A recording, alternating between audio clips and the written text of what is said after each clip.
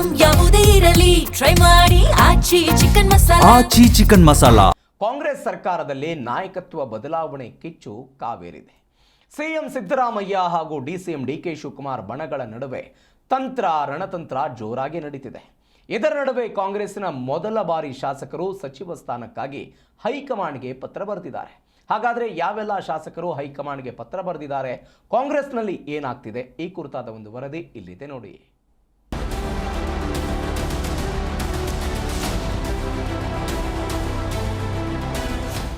ನಾಯಕತ್ವ ಜಟಾಪಟಿ ನಡುವೆ ಸಂಪುಟ ಪುನರ್ರಚನೆ ಕೂಗು ಕೇಳಿ ಬಂದಿದೆ. ಮೊದಲ ಬಾರಿಗೆ ಗೆದ್ದಿರುವ ಕಾಂಗ್ರೆಸ್ನ 38 ಶಾಸಕರು ಕಾಂಗ್ರೆಸ್ ಹೈಕಮಾಂಡ್ ನಾಯಕರಿಗೆ ಪತ್ರ ಬರೆದಿದ್ದಾರೆ.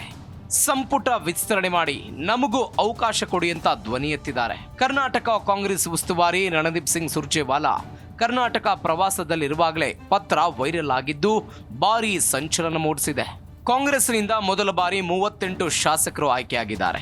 ಈ ಮೂಲಕ ಯುವಕರ ಅವಶ್ಯಕತೆ ಇದೆ ಅಂತ ಜನರೇ ಹೇಳಿದ್ದಾರೆ ಅನ್ನೋದು ಹೊಸ ಶಾಸಕರ ವಾದ. ಮೊದಲ ಬಾರಿ ಗೆದ್ದವರಿಗೆ ಸಚಿವ ಸ್ಥಾನ ನೀಡಿ ಜನಾದೇಶಕ್ಕೆ ಮನ್ನಣೆ ಕೊಡಿ, ಯುವಕರಿಗೆ ಅವಕಾಶ ಕೊಡುವುದು ಈ ಕ್ಷಣದ ಬೇಡಿಕೆಯಾಗಿದೆ. ಮೊದಲ ಬಾರಿ ಗೆದ್ದಿರುವ 5 ಶಾಸಕರಿಗೆ ಸಚಿವ ಸ್ಥಾನ ನೀಡಿದರೆ ಮುಂದಿನ ಚುನಾವಣೆ ಗೆಲ್ಲುವುದಕ್ಕೆ ಸಹಕಾರಿಯಾಗಲಿದೆ. ಪಕ್ಷ ನಿಷ್ಠೆ ಸೈದ್ಧಾಂತಿಕವಾಗಿ ಗಟ್ಟಿಯಾಗಿರುವವರಿಗೆ ಅವಕಾಶ ಕೊಡಿ ಅಂತ ಶಾಸಕರು ಹೈಕಮಾಂಡ್ಗೆ ಪತ್ರ ಬರೆದಿದ್ದಾರೆ. ಶಾಸಕರಾದ ಎಎಸ್ ಪೊನ್ನಣ್ಣ, ಭೀಮಸೇನ್ ಚಿಮನಕಟ್ಟಿ, ಪ್ರದೀಪ್ ಈಶ್ವರ್, ಇಕ್ಬಾಲ್ ಹುಸೇನ್, ಎನ್.ಟಿ. ಶ್ರೀನಿವಾಸ್ ಸೇರಿ ಹಲವರು ಪತ್ರಕ್ಕೆ ಸಹಿ ಹಾಕಿದ್ದಾರೆ. ಹೈಕಮಾಂಡ್ಗೆ ಬರೆದಿರೋ ಪತ್ರದ ಕುರಿತು ರಾಮನಗರದಲ್ಲಿ ಶಾಸಕ ಇಕ್ಬಾಲ್ ಹುಸೇನ್ ಸ್ಪಷ್ಟನೆ ಕೊಟ್ಟಿದ್ದಾರೆ. ನಾವು ಹೈಕಮಾಂಡ್ಗೆ ಪತ್ರ ಬರೆದಿರೋದು ನಿಜ.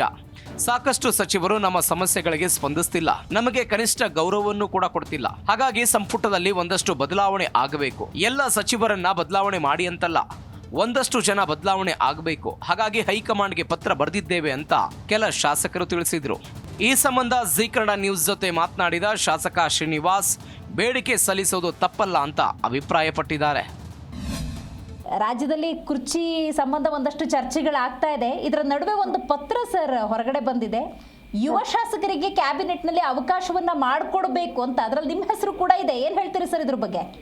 ಹೌದಮ್ಮ, ನಾವು ಫಸ್ಟ್ ಟೈಮ್ ಗೆದ್ದಿರೋರೆಲ್ಲರೂ ಒಟ್ಟಿಗೆ ಕುತ್ಕೊಂಡು ಚರ್ಚೆ ಮಾಡಿ ಹೊಸಬರಿಗೂ ಒಳ್ಳೆ ಟ್ಯಾಲೆಂಟರ್ ಇದಾರೆ, ಅನುಭವ ಇದಾರೆ. ಶಾಸಕರಾಗಿ ಹೊಸಬರಾಗಿರ್ಬೋದು. ಪಕ್ಷದಲ್ಲಿ ಈಗ ನಾನೇ ತಗೊಳ್ಳಿ, 3 ಅಧ್ಯಕ್ಷರ ಕೆಲಸ ಮಾಡಿದೀನಿ, 2 ಸಲ ಸೋತಿದ್ದೀನಿ. ನನ್ನಂತವ್ರು ಸುಮಾರು ಜನ ಗೆದ್ದಿದ್ದಾರೆ. ಈಗ ಅದೇನ್ ನನಗೆ ಕೊಡ್ಬೇಕು ಅಂತ ಏನಿಲ್ಲ. ಯಾರೇ ಆಗ್ಲಿ ಹೊಸಬರಿಗೆ, ಯುವ ಪ್ರತಿಭೆಗೆ, ಮುಂದೆ ಪೀಳಿಗೆ ಪಕ್ಷದ ಹಿತಕ್ಕೋಸ್ಕರ 5 ಜನಕ್ಕೆ ಕೊಡಿ ಮಂತ್ರಿಮಂಡಲದಲ್ಲಿ ಅಂತ ಎಲ್ಲ ಒಟ್ಟಾಗಿ ಸೇರಿ ಲೆಟರ್ ಹೈಕಮಾಂಡ್ಗೆ, ನಮ್ಮ ಮುಖ್ಯಮಂತ್ರಿಗಳಿಗೆ, ಡಿಸಿಎಂ ಅಧ್ಯಕ್ಷರಿಗೆ ಪತ್ರ ಬರ್ದಿದೀವಮ್ಮ. ಯಾವಾಗ ಬರ್ದಿದ್ ಪತ್ರ ಸರ್ ಇದು? ಯಾರಿಗೆಲ್ಲ ಈ ಪತ್ರ ರವಾನೆ ಮಾಡಿದ್ರಿ ನೀವು? ಬಂದಿದೆಯಲ್ಲ ಈಚೆಗೆ. ಒಟ್ನಲ್ಲಿ ಹೊಸ ಶಾಸಕರು ಸಚಿವ ಸ್ಥಾನಕ್ಕೆ ಪಟ್ಟು ಹಿಡಿದಿದ್ದಾರೆ. ಇದು ಈಗಿನ ಸಚಿವರಿಗೆ ಆತಂಕಕ್ಕೆ ಕಾರಣವಾಗಿದೆ. ಹೈಕಮಾಂಡ್ ಈ ಪತ್ರವನ್ನ ಹೇಗೆ ಸ್ವೀಕರಿಸುತ್ತೆ ಕಾದು ನೋಡಬೇಕು. Rachappa Suttur, political bureau, G Kannada news.